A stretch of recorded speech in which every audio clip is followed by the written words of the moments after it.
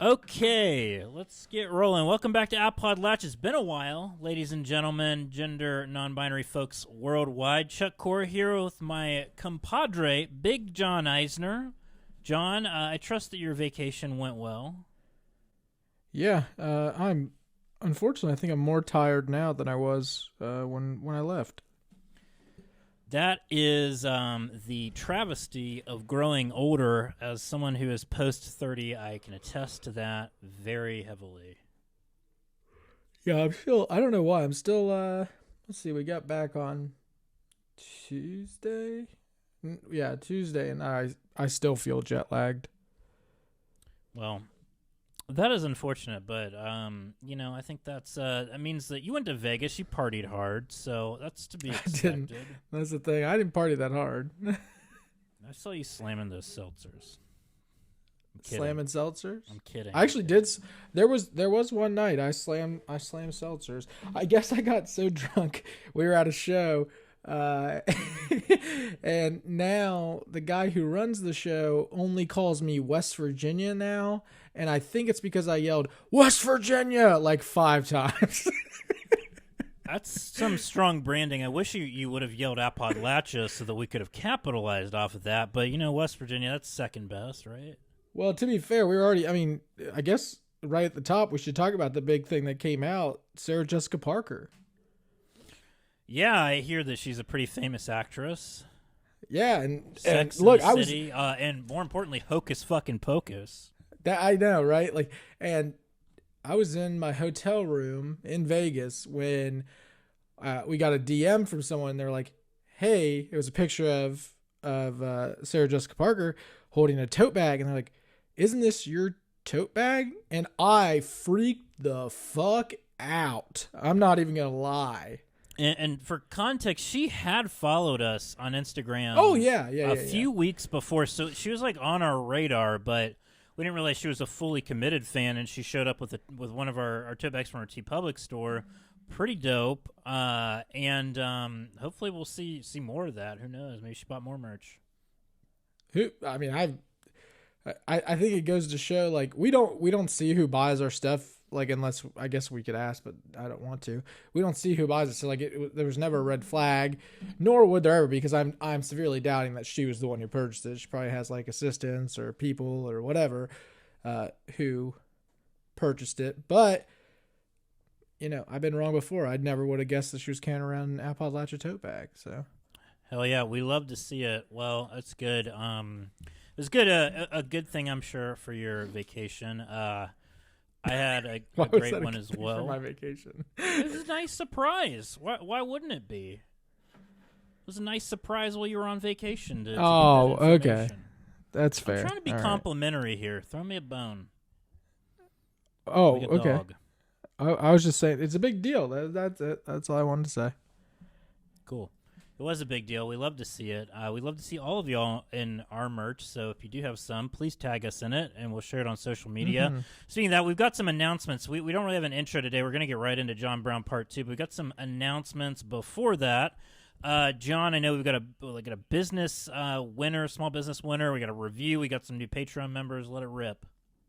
Yeah, so every week we team up with small businesses around Appalachia. This week we continue with our friends at East Wheeling Clayworks. They created these very, very, very nice Appalachia custom mugs that I think only 5 are in existence, and we're going to give away the last 2 right here, Chuck. And the cool thing about this is, we announced this, that if you were a Patreon member for the month of October, you would be entered into your very own drawing. So you didn't have to compete with the 13x thousand people. You got to only compete with 136. So, without further ado, our winner for that Patreon drawing is none other than Danny, which, if you didn't know, Chuck, you were there, obviously. Danny won the trivia contest and was given 5 extra entries into that for our Patreon drunk ghost story. So if you're not part of the Patreon, if you're not showing up at those things, I'm telling you, it pays off to be. That's all I'm saying. So Danny, congratulations on that. And our Twitter retweet winner, who will also win the last cup made right now, goes to KY Cole Daughter. So congratulations. That's the final one. So we could check those off the list. If you won, DM us your address where we should send this and let us know. Finally, we have what we do every week. We pick a review you have to go on, pick 5 star, do 5 stars, write it out on Apple Podcasts, and we pick our favorite. This week comes from our friend Theo. It says, "Takes me home. I grew up in Appalachia, but I'm one of the many millennials who, quote, got out. I didn't start to appreciate the region I came from until well after I left it, and this podcast makes my heart ache for home. Big John and Chuck deliver the news from Appalachia with humor, heart, and positivity. They're realistic about the problems the region faces, of course, but their progressive approach to the region makes me want to get involved from afar. I'm hopeful for a better future for my region in a way that I never was before." Well, thank you so much, Theo. Make sure you DM us your address on where we should send your new Appalachia stickers. Pretty cool stuff. And finally, we have 3 new Patreon members this week. Thank you so much. Shout out goes to John, Donna, and Extra Medium, which I think is we don't always have everybody's like first name, so we just go by That's usernames. what I told people my shirt size was when I didn't want to say large. Oh, I just said extra schmedium. Well, we've had a big couple of weeks, and, before we get into John Brown, we do have to talk about our friends at Cornbread Hemp because they sent us new gummies, John. Holy shit. And I don't say holy shit very often. That's a lie, as you know. You listen to this podcast, but this is a big deal. Okay. And if y'all are just like, please do not fast forward because this is very important. New gummies, they came out. They just dropped 2 milligrams of THC. What? Didn't know it was legal. It is. Just ask Jim. Jim Higdon, co-founder of Cornbread Hemp. Cornbread Hemp, they've been a sponsor for a while. I tried these gummies, John, and I've liked the gummies before, but these ones, and I'm not making this up, I swear to God, they legitimately help me sleep. I have ADHD. I take medicine for it. Sometimes, as you are familiar with, it can keep you up. I took these, and oh my God, I slept so well. And I honestly, and I swear to God, I'm not making this up, I had the best sleep I've had in probably years. And Jim did not put me up to that. Nobody put me up to that. I'm telling you that 100% honest. So these are really, really good. John will tell you why they're so good and how to get them at a really good price. Yeah, John? so look, my friend Afro, man, he calls me up. I was in Vegas. I sent it to voicemail. I'm not going to lie. I sent it to voicemail. I had to. I was too busy. I mean, we talk about CBD all the time, him and I. But anyway, he leaves me a voicemail. He says, "John, these new, stronger CBD gummies from Cornbread Hemp," and then he just licked his fingers. He was so ready for what Jim had given to the world. And he said, "John, you got to tell all your listeners about this." So that's what we're doing right now. And don't forget, hashtag Don't Tell Jim is still happening. Don't tell Jim that we're about to give you this information. We've already got one person. If you go on to cornbreadhemp.com, you put everything, including those new, stronger CBD gummies, into your cart. You go to that checkout page. You see, it's just a little bit too much. I don't want to spend that much. I'm ready to spend just a little bit less. How about 25% less? Go to the promo code section. Type in APPODLACHIA, APPODLACHIA. Take 25% right off the top. But please don't tell Jim unless you take a screenshot of that and you hashtag Don't Tell Jim so that we can share it to him because it's funnier that way. It is. And I'm going to blow your mind right now. I've got a way for listeners to remember this, and you're going to really appreciate this. You go to Aldi, you got to put the quarter in to get your cart. A quarter cart. You get your shopping cart, 25% off. That's a quarter off. Boom. There you go. So you go to Aldi, and I know a lot of our listeners go to Aldi. You go to Aldi to shop, you're going to be thinking about Cornbread Hemp. There you go. There you go. Nailed it. We thank Cornbread Hemp for sponsoring this show, and we thank Jim for all that he does, and I thank Jim for those fucking awesome gummies, because they're really great. So to pick back up on John Brown, to remind you before, we just had the Bloody Kansas, where he put his sons up to killing some racists. Noble cause, but kind of a shitty dad. Do it yourself, I think, is sort of the rule, but hey, who knows? I'm not a dad. I can't tell him what to do. Anyway. Can you imagine a YouTube channel for that? Like a DIY? Yeah, how to put your sons up for murder. Yeah. DIY. He's like, so the key here is to give them the swords and just lead them to it. It's kind of like if you hand somebody something and they're not paying attention, they almost always take it. That's true. That is actually, you know what I'm talking about? That's very true. So just do that with a sword. Yeah, that's fair. And then say, like, I want you to kill racists, and here's the kicker: if you don't do it, I won't be mad. I'll be disappointed. But also, I'll probably kill you too. Yeah, and we can't have Bono taking the L for this. True. So, truth. Yes. So, John, I would argue that probably people listening, what they most know about John Brown is his raid at Harper's Ferry. Mm-hmm. And I think that's probably what he's most known for. That's what we're going to be talking about today. What I like to refer to it as is John Brown's Rambo's last blood moment. So we talked about first blood was Bloody Kansas. Last blood is Harper's Ferry. Now, you and I both went to Shepherd University, which is in the Eastern Panhandle, Jefferson County, where Harper's Ferry is. Tell me, John, what is your memory of Harper's Ferry? Maybe your best memory. Or worst. I honestly don't have a lot of memories from there because it was so far away from Shepherd that I didn't go that many times. I only went a few times. Wasn't it only like 15 minutes? It was a little longer than that, I think.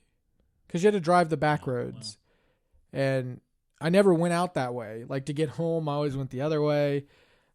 So I am none of my, like, so I know some classes went. None of my classes went. Anyway, so Harper's Ferry, the raid, think of this as Moses of America. So John Brown, he's been planning this raid for a long time. Basically, give or take 20 years. This is if you think about this guy, this is the culmination of his life. Like, this was it. So he spent 1842 to 1849 winding down his business, tanning the last of his hides, settling his family. This is a direct quote. Settling his family in his words, Negro community of Timbuktu. Oh. Literally took his family to Timbuktu. It's kind of funny when you think about it. And figuring out how to strike a blow to the entire slavery system. So one of those things was probably a little bit easier than the other. And he said this, he viewed himself as Moses leading the slaves to freedom. And again, this kind of weaves back into this concept that controls his life, which is his anti-slavery mentality is animated by his religious conviction, I think. So there's a little bit of a caveat here, which I thought was an interesting part of history. I call it the real Iowa caucus. Much like a politician, John Brown spent a lot of his time in New England raising money. John knows a thing or two about that, being as he ran for office once, though you didn't go to New England as far as I know. I don't know if any of my money came from and there. He didn't even... I should have got money from there. Yeah, you should have gone to New York, man, like J.D. Vance does.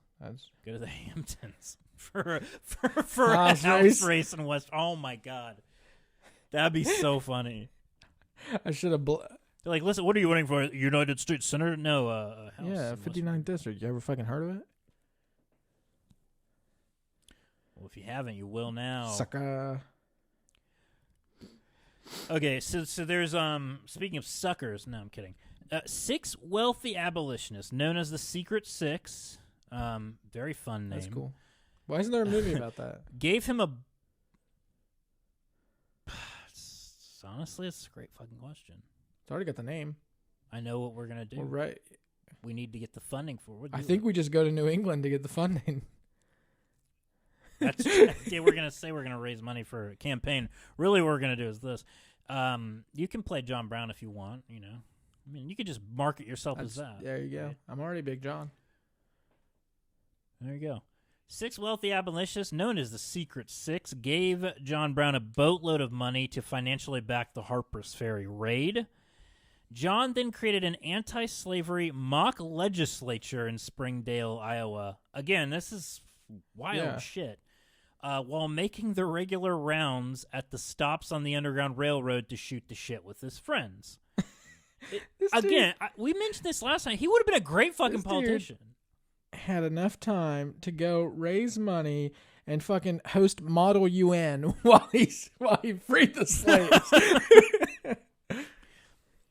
Despite the fact he had 20 kids, which he just sent to Timbuktu and said, fair, fuck you off. got 20 kids, you got Model UN right in your house. I mean, that's so right. pretty cool. That's how he practiced. Right, that's how he got so good. He said, "All right, Timmy, you're gonna be Botswana. You're not gonna have any." Also, the fact that he created like a mock legislature makes me wonder like what mock scenarios he put his kids through. He was gonna say, "What's your vote on slavery?" And if any of them said, "I'm for it," he would just shoot them right on the spot. 19. He was like, "We need to reenact the caning." Oh God, he just so canes his you kids. Oh. I mean, he's telling them to go shoot people. I wouldn't put it past him. Was. That's the thing is, he was kind of a brutal guy. Brutal guy, tough but fair. I don't know. I mean, look, based on what we know, tough but fair. But who knows what we don't know is the problem. Well, what we don't know in the biopic that's soon to come out is that he was really a gentle guy when the cameras went off. When the cameras went off, right. Yeah. We're not, like, hating on John Brown. We're just trying to give you all a full, consummate picture of the man that was him. No. Look, you can't just sit here and kiss the guy's ass. Yeah, look, I'm sure lots of great people from history were shitty dads and moms. True. I mean, my goodness. Anyway, so he did the Model UN, like you mentioned. He stopped on the Underground Railroad to shoot the shit, which I respect, you know. He had to hit it up with his friends. I mean, he's a networker. This guy's a fucking networker. Imagine how good he would have been at LinkedIn. Yeah, he would have been... What kind of LinkedIn person would he have been, though? Because that's really the question. He would have been one of those... almost like the ones that are like the motivational speakers on LinkedIn where they have to post something motivational every day, even though you're like, I don't even know who you are. I feel like that would be him, but it would be like getting people to step towards the right direction of being anti-slavery. He would be one of those people that post the picture and it was like slavery ? And then thumbs up would be yes and hands clapping would be no. And then anybody that put thumbs up, he would just kill them. That's a fair point. And then you got fucking Thomas Jefferson over there posting fucking memes and shit. That would be him. Shit posting Thomas Jefferson. That'd be all he'd be doing. He would be the counterpoint. It's like, while I understand the people that are anti-slavery, we have to think of the economic benefit of pro-slavery. And then it's like somebody comments like, yeah, you have slaves, bro. Could you... The threads on Facebook with these dudes would be honestly they may not even be better than what we see now because there's so many idiots, but just the back and forth would have been great. But then you don't end by deleting them on Facebook, you end by deleting them from this existence. Yeah, no, John Brown deleted people from life. He was the first Facebook. Mark Zuckerberg might take issue with that. And that's okay because he sucks. Yeah, I would take John Brown over Mark Zuckerberg all day. Fuck him. True. I would say that I would agree with you too on LinkedIn. Just real quick, the other thing that John Brown might do is he might be one of those people that's like in like recruiting or HR that'll be like, I just found this wonderful candidate for an interview. You know, the ones that are like, I picked him up out of a storm drain. He had him. 3 teeth to his mouth. It would be him, yeah, HR guy, but this time he'd be like getting a slave hired or some shit.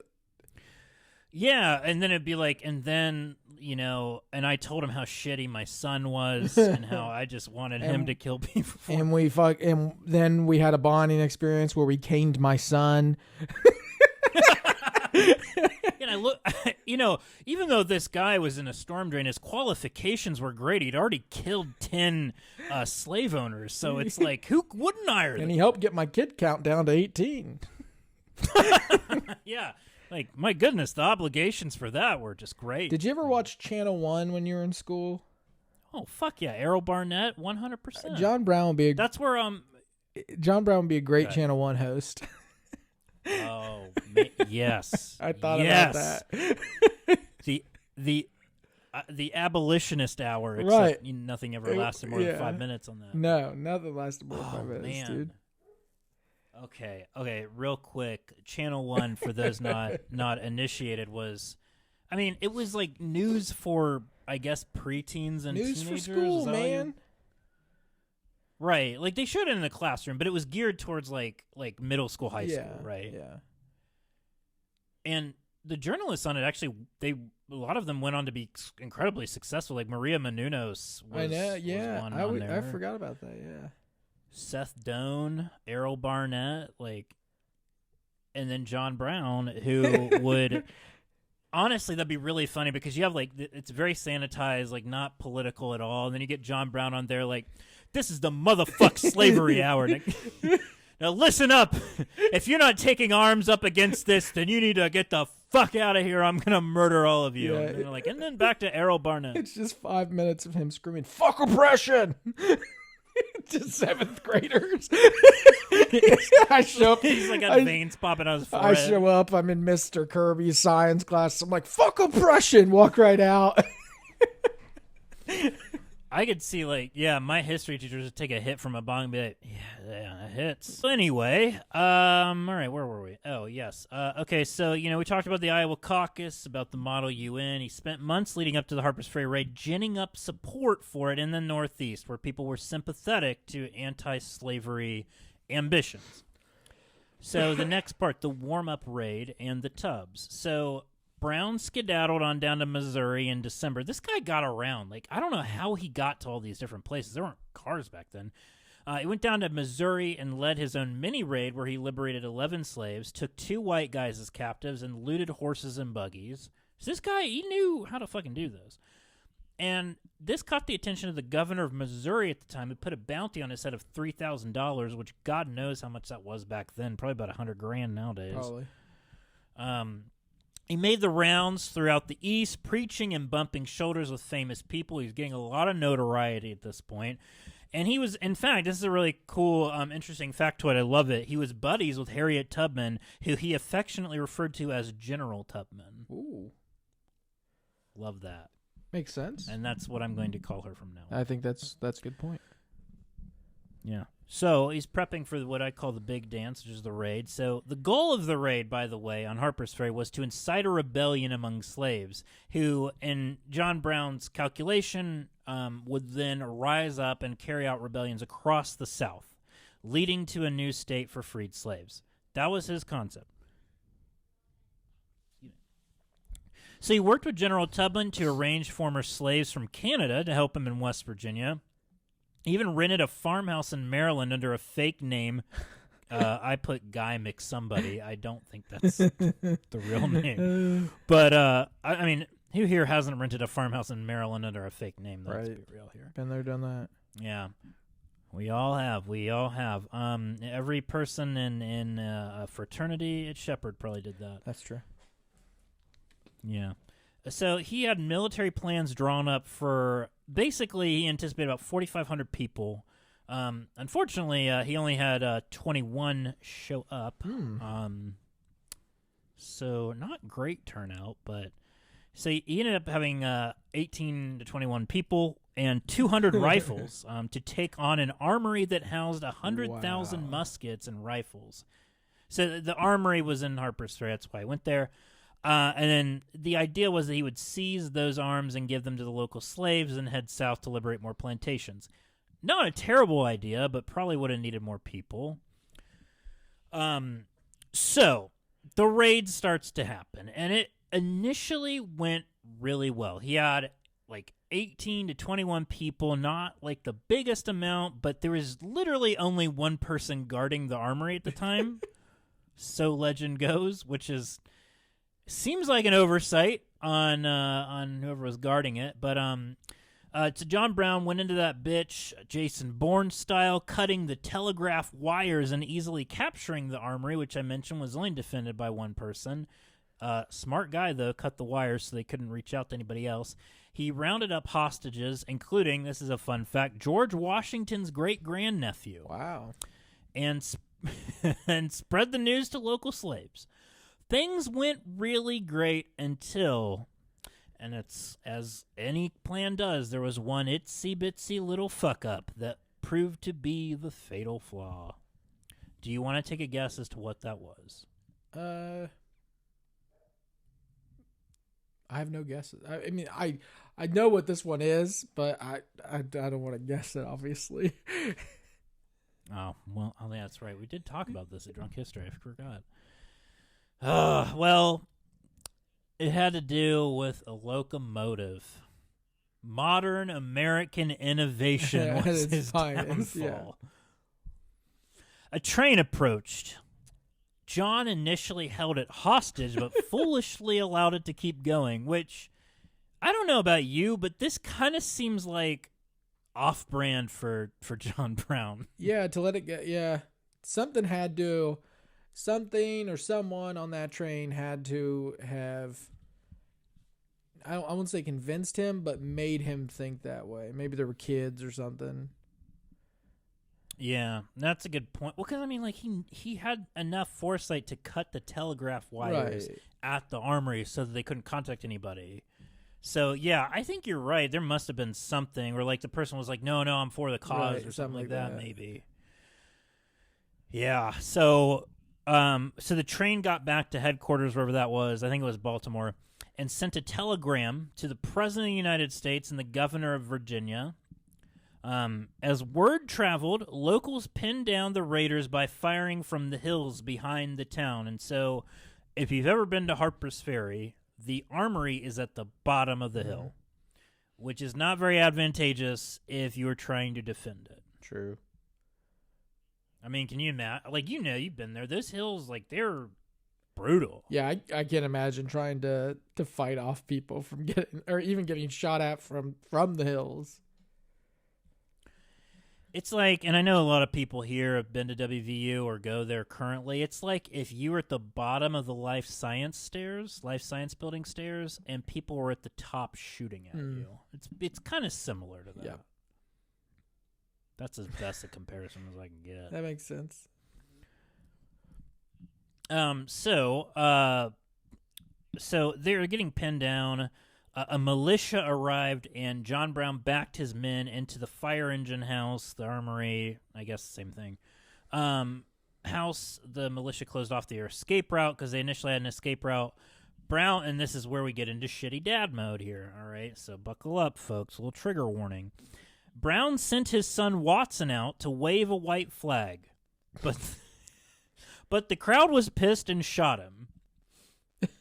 His other son, Oliver, was also shot, and he begged his dad, John Brown, to kill him and end the suffering. And I shouldn't be laughing at this. It's not funny, but John Brown looked at Oliver, who was shot and begging for him to kill him, and said, quote, "If you must die, die like a man." Hashtag shitty dad. Wow. Man. Whew. If you must die, die like a man. Golly. Imagine that being your dad's last words to you.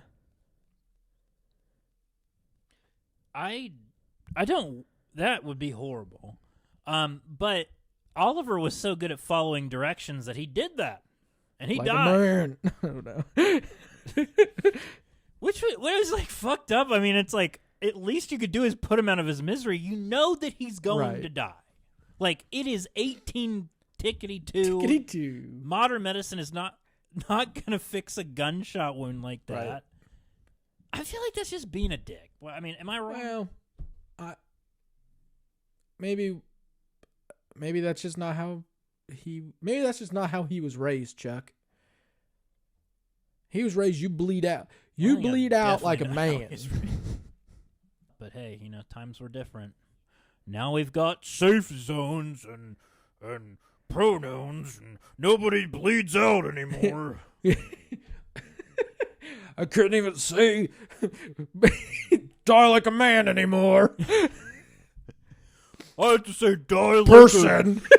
a person. God damn it, I'm so Die like he, him, she, her, they. Fuck cancel culture.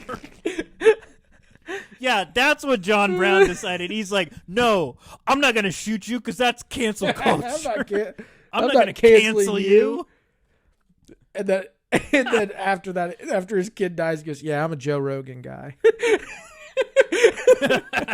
He's like, if you're listening to Joe Rogan, you hear him talk about bleeding out. His kid's bleeding out. He's like, look, I honestly, last week, I definitely would have shot you and made sure that you died peacefully. But after listening to Rogan the other day. Yeah, no, you should hear. He lets his kids bleed out. Yeah. He says, treat them just like the elk that you go and shoot. Bleed them out. Insert ad here. Yeah, anyway. So, yeah, John Brown refused to cancel his son. His son Oliver, quote-unquote, died like a man, and the translation for that is died in excruciating and unnecessary pain. Again, what have we said this whole time? Shitty dad. Yeah, I mean, it wasn't just a theme. It was, I mean, it's the story. It's the... A lot of people think John Brown was just about being anti-slavery, but really, he was just a shitty dad. Yep, partly. So, Tale of two dads. Hey, kill two dads with one stone. That's right. I've heard. So, that happened. They were eventually surrounded, and even old racist General Robert E. Lee was there. He had to rear his ugly, dumb head. John Brown changed his tone and refused to surrender. He said, quote, I prefer to die here. So Marines busted down the doors and took him captive. Brown's men killed 4 people, wounded 9. 10 of his men were killed, and 5 escaped and 7 were captured. So, there wasn't a lot of casualties, but the event sort of shook the nation, so to speak. So they get to, the final part of this story, which is the trial. They brought in all the big guns, of course. I'm sure the Johnny Cochran of the time was there. Brown and his crew were tried in Charlestown, not to be confused with Charleston, where the races and slots are, as we know. John Brown was charged with murdering 5 people. There's also races and slots in Charlestown. That's why I said Charlestown. Oh, there's also in Charleston, too. Yeah, there's also racists and slots, too. Because... Oh. Yeah, there's slave owners. Mm-hmm. Oh, okay. Racists and slots. Yep. Yeah. I get it. All right, we're good. We got it. We made it there. Landed that plane. John Brown was charged with murdering 5 people, inciting a slave insurrection, and treason against the Commonwealth of Virginia. Who hasn't been accused of that? His defense's biggest argument was, you like this, John? Criminal procedure. You wanna lay that out? Crim Pro. Absolutely not. Crim Pro sucks. It's all technicalities. That's all it is. It's true, and I would say that. I don't know, because that was my worst grade in law school. I mean, look, there's only one. I mean, Taylor was good at Crim Pro, which is annoying, but I was, pretty awful at it, to be honest with you. But the only thing I learned in criminal procedure, at least studying for the bar, was police can pretty much do whatever, and they'll eventually get away with it. Yeah, and you don't even have to go to law school for that, Yeah, true. Especially if it's against a black person. I was going to say that. Yeah, I was thinking that. Yeah, we were sadly all thinking it. Yep. So I guess John Brown really didn't get the Johnny Cochran treatment here. So they argued he couldn't be found guilty of treason against a state to which he owed no loyalty and wasn't a resident of it, because if you remember, he got a place in Maryland under a fake name. The jury wasn't putting up with that bullshit. They took a cool 45 minutes. They made sure to make it last longer than 30 so they could get the court-provided ham and cheese boxed lunch. Very smart. Need that. And they found him guilty as fucked and sentenced him to be hanged. Yep. Goner. His final words. John, do you want to do the honors?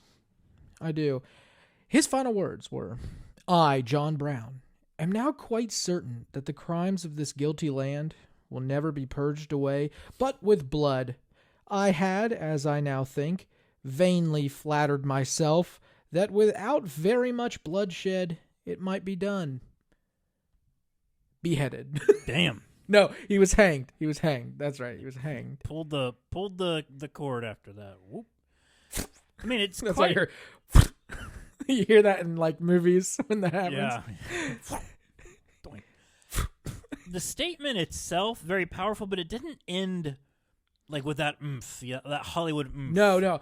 I also think the word flattered really took away from it. Yeah, you're right. That, looking back on it, he should have taken, his last few moments to really work out the vernacular and yeah, he should have Googled words like flattered. Yeah, instead of fucking around on Facebook, responding to Thomas Jefferson all the LinkedIn. time. Yeah, he was LinkedIn. Too busy Sorry. On LinkedIn and Facebook. Oh my God. Spend a little more time on Google there, John. Yeah, that's actually how he was found in Harper's Ferry. It wasn't the thing with the train. It was he forgot to put on private browsing, and Thomas Jefferson saw that he looked at his profile. He shared his location on Snapchat. He's like, oh, he shared it on like Snapchat and Facebook, and it's like, John Brown is at Harper's Ferry Armory looking to raid, bitches. That might have to be Thomas Jefferson hacked his Find My iPhone thing. Yeah, John Brown was like, oh, fuck, forgot to turn it on airplane mode. So let's just real quick here, since we're at the last part, let's maybe rework the statement. I mean, he said vainly flattered myself. That doesn't have the vigor and like the bloodlust that I think probably was needed. What could we have, what can we do to like dress this up? I mean, maybe like end with fuck racists or eat a dick, General Lee. Okay. I, John Brown, and I think you keep everything. I'll finish it with the last sentence. I had, as of now, I will change it to thought to myself that without very much bloodshed, it might be done. I should have killed each and every one of you. I should have had my sons kill each and every one of you with my cold dead hands. Wait a second. Also, I just thought of something. You said 18 to 21 people show up? Yes, that was the estimate. Oh, Didn't I he have see 20 kids? I see where you're going with this. He did, but I think it was just the sons that he How many sons? invited. Huh? How many sons did he have? I'd have to look it up. I'm not sure. All right, well, let's just say, let's base it just 50-50. Let's say 10 sons. Okay? But that, honestly, he had to make 10 of his allies. Literally. I mean, had to if make you can't them. get them, make them, I guess. Yeah, no, it's... I guess. It is kind of surprising when you think about like all the networking he did, all the fundraising, all the friends he made, that he could only pull in like a handful of people. But then again, I mean, I don't know. It's strange. I think part of the problem was he traveled too much. People never knew where he was going to be. They said, "Oh, old John says he's going to be over in Virginia this time." Nah, no. He'll be in Missouri like always. No one knew where he was. They didn't trust that, so they didn't show up. That's true. He literally stayed in like 15 different states. I'm pretty sure only 16 existed at the time. Right. I mean, he's all over the place, man. Yeah, you make a good point. I would say the only thing I would say to end this with this statement is I think you're right. I think you should have said, "I will kill each and every one of you," or "I wish I did kill each and every one of you." And I think maybe at the end he could have said like, "And you can all suck my 8 = capital D." winky face emoji. Oh my God. Oh man, that's the story of John Brown, American Abolitionist. I'm sticking to it. Oh, what a story! What a story, John. Big John, excuse me. Your closing thoughts. You know, what do we take away from this? What's your top level take on John Brown? Look, I think he was really good at strategizing, very good at networking, but really didn't know how to seal the deal, if you ask me. Yeah.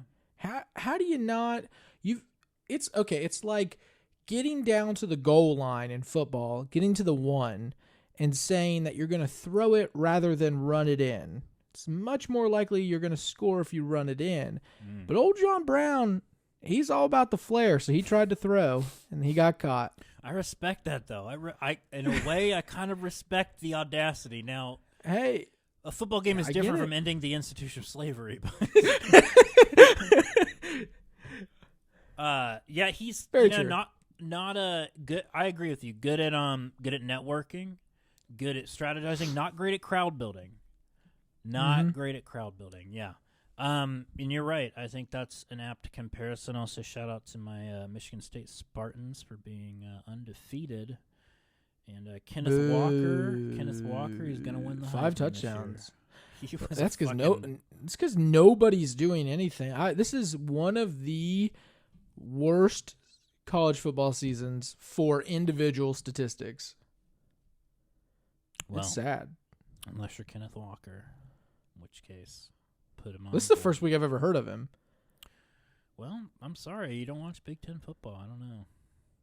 This is the literally the first football game in 2 years that I watched, so I can't there you go. About literally anything. But it was a good one, so here you go. And Michigan, as always, choked at the last minute. True. Anyway, we'll cut all that out. Well, that was John Brown, American Abolitionist. Again, I think, I don't want to speak for you, John, but I think you agree. We like John Brown generally. We do. And we thought that his cause was obviously very righteous. And there's not a ton of criticism to levy his way. However, we do stand by the fact that he was kind of a shitty dad and maybe not the best crowd builder / finisher. And trust me, I know a thing or two about shitty dads. Excuse me. John literally does. So we're talking to a subject matter expert here. I've studied my whole life for this episode. I've done the prep work, ladies and gentlemen, for 29 years. Spoiler alert, my dad died too. Other spoiler alert, though, is he didn't refuse to kill you and put you out of your misery, at least. Well. Anyway, John's an expert on shitty dads. He knows a thing or two. You're talking to people who know the subject matter. Mm-hmm. All right. But that will cap that off. We hope you enjoyed this series. We enjoyed doing it. It was a little bit different for us. We kind of called some audibles because we just been out and very busy the past couple weeks. So we hope that you enjoyed this. And if you like this and you like other things, you can join our Patreon because we did a special on this on our Patreon where we were drunk and did it, which was probably a lot more interesting. Who knows? But less factual. Anyway, moving on to the final part of this show. You're still doing it, right? Yep. All right. Anyway, moving on to the final part of the show is always the beef segment. Big John, they call him the Carol Baskin of beef, fighting for the righteous cause of delivering the cold, hard truth to this. Fuck, I fucked it up. Too many D's. Gotta do it again. Okay. They call him the Carol Baskin of beef, fighting for the righteous cause of delivering the cold, hard truth to the dismay of his beef-purveying haters, whose murder for hire plots against him do nothing but strengthen his resilience. Did he kill a relative of his? Who knows? Maybe not. Probably not, but, we'll never find out. Anyway, beef with Big John. All right, this week's beef. I got 2 beefs. One's very quickly. I got beef with Las Vegas, real quick. Oh, shit. That's a Chuck, beef. I posted this on Twitter. I'm not sure if you saw this. I went to a restaurant there, and they had what they called biscuits and gravy out. Did you see this photo? I saw I saw a photo that you claimed was biscuits and gravy, and I had questions. Yes, this was. I will admit, it was a biscuit. It had gravy, and then they put cheese on it. What? It was a crime against humanity. That's what I would categorize it as. It is the only time I've ever asked to see the chef. The only time. Okay, and what did the chef look like? Didn't get to see him. They said my thoughts really didn't matter. So anyway, won't be eating there ever again. Ouch. I also probably will never be back to Las Vegas, so that's fine. Was it that bad? Anyway, no, I if I went back, I would only be there for a weekend. I think I went just for too long. Oh, okay. Because I was out there for a week, and I think that's just too much. You really just want to go out there for like 2 or 3 days. That's really it. Anyway, the real beef is, I mean, this should shock no one, but if you haven't been seeing the news out of Kentucky, Hazard, Kentucky to be specific, Chuck, you know what I'm talking about. It was their homecoming at Hazard High School. Hazardous is what it is. And it was definitely hazardous. If you haven't seen, you can go on our Twitter. We retweeted some stuff. There's been articles about it too. Essentially what happened was they had some of the male athletes come out and give, I mean, for lack of a better term, lap dances to... Literally what it was. Lap dances to their, I'm assuming, coaches or staff or whoever. And they, for some of these kids, they made them dress up in like bra and panties. They brought them out. I mean, this is in front of a huge crowd of people, which even if it wasn't, that wouldn't matter anyway. But I mean, imagine thinking that this is okay. And here's the kicker. Everybody, I've heard some people argue, it's like, oh, it's just a joke.